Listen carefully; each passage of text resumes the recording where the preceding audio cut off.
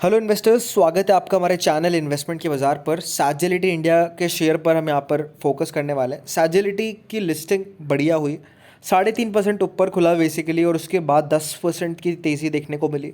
And फिर वहाँ से जो गिरावट हुई है, अभी स्टॉक 29 के भी नीचे आ चुका है, इवन 28 रुपये के आसपास ट्रेड कर रहा है। तो अब क्या करना चाहिए अपने को इस स्टॉक के अंदर, क्या यहाँ पर लेवल्स रहेंगे 18 नवंबर की, यानी कल के मंडे के।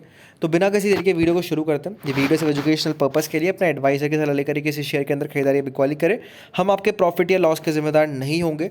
स्टार्टिंग विद मार्केट्स, तो बेसिकली मार्केट्स तो गिरावट करी है।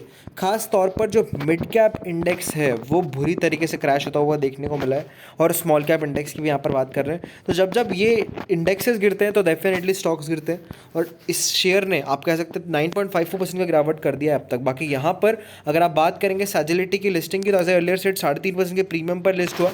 लेकिन गिरावट की वजह क्या है? गिरावट की वजह, सबसे पहला वजह है मार्केट। और मार्केट क्यों गिर रहे हैं? मार्केट गिर रहे हैं एफआईआईस की सेलिंग की वजह से, प्लस काफ़ी सारे एफआईआईस, काफ़ी सारे इन्वेस्टर्स यहाँ पर चाइना की तरफ शिफ्ट हो रहे हैं, क्योंकि चाइना के मार्केट ओवरसोल्ड जोन पर थे।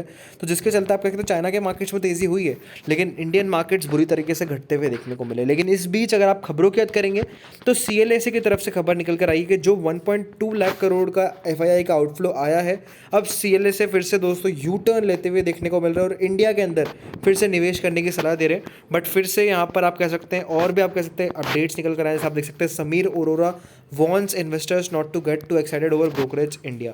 तो बेसिकली आप कह सकते हैं ये आर्टिकल निकल कर आया है, इसके अंदर ये कहा गया है, इस सीएलएसए है नॉट सीआईए।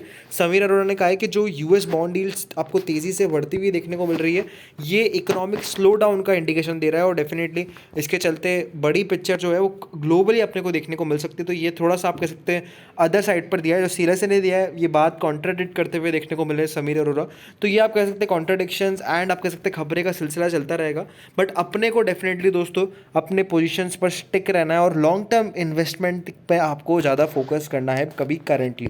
बाकी यहाँ पर अगर आप बात करेंगे फॉरेन मार्केट्स की, तो फॉरेन मार्केट्स डेफिनेटली आपको गिरते हुए देखने को मिले आफ्टर अ बिग रैली, जो आप कह सकते हैं ट्रंप के बाद आती हुई देखने को मिली थी इलेक्शन रिजल्ट्स के बाद। तो अब थोड़े स्लो डाउन होते हुए देखने को मिले फॉरेन मार्केट्स। तो अब ये देखना होगा कि इंडियन मार्केट्स पर कैसा इसका इंपैक्ट पड़ता है। बाकी यहाँ पर बाजार की बात करेंगे तो मिड कैप निफ्टी थोड़ी तेज़ी दिखा रहे थे, बट ओवरऑल भाई फिर से हायर साइड से सेलिंग आई एफआईआईस की, और आप देख सकते हैं निफ्टी 26 पॉइंट्स नीचे क्लोज होता हुआ देखने को मिला।